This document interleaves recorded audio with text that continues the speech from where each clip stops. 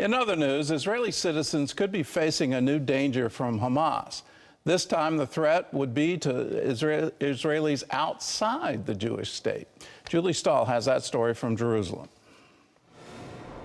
Israeli media report Hamas has decided to target Israelis abroad in its bid to avenge the killing of its top leader, Ismail Haniyeh, in Iran. That's because it apparently has little ability left to strike Israel directly from Gaza after the pounding it's taken over the last 10 months from the IDF. In the past, Hamas has largely failed at its attempts at such terror attacks overseas since its founding in 1987. In Israel, mourners are burying the bodies of 6 hostages recovered this week in Gaza.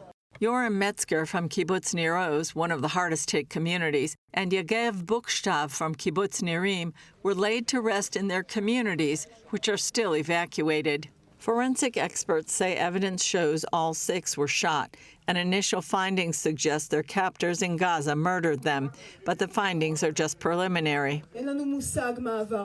We have no idea what you went through there. You do not deserve to end your life this way. In what world is a mother supposed to think that the nightmare will end when her son is returned for burial? In what world does a mother have to thank for the return of her son who was abandoned and murdered? Israel is keeping up its attacks on both Hamas and Hezbollah as it fights to defeat the terror groups backed by Iran. Israel launched extensive strikes against Hezbollah at different locations in southern Lebanon this week. In Gaza, the IDF says its troops killed some 50 terrorists in just one day in Rafah this week. It also lost a 19-year-old sergeant, the 336th Israeli soldier to die in the Gaza war. Israeli ambassador to the UN, Danny Danon, says all the bloodshed can end as soon as Hamas is defeated or surrenders. The future for Gaza will begin when Hamas will be eradicated. It's on the way. It's happening. Once Hamas will be eradicated, we can start to speak about reconstruction and building a future for the people of Gaza. Julie Stahl, CBN News, Jerusalem. And let me echo that the war ends when Hamas is completely defeated. We need to stand strong with Israel in her moment of trial that yes, you can never do this to Israel, and you can't expect to survive it.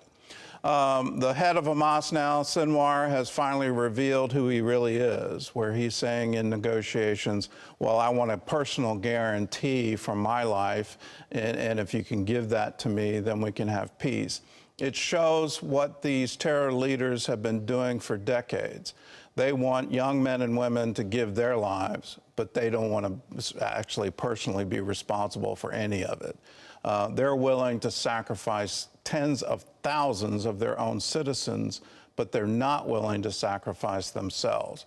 That shows the extent of their belief of their own ideology, and that there are certain lines that you can't cross.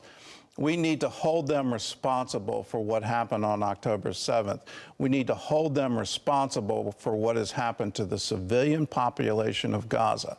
And this isn't new. This isn't after the Israeli invasion. Prior to the invasion, prior to October 7th, the citizens of Gaza said they had food insecurity, which is a sort of intellectual way of saying they had hunger.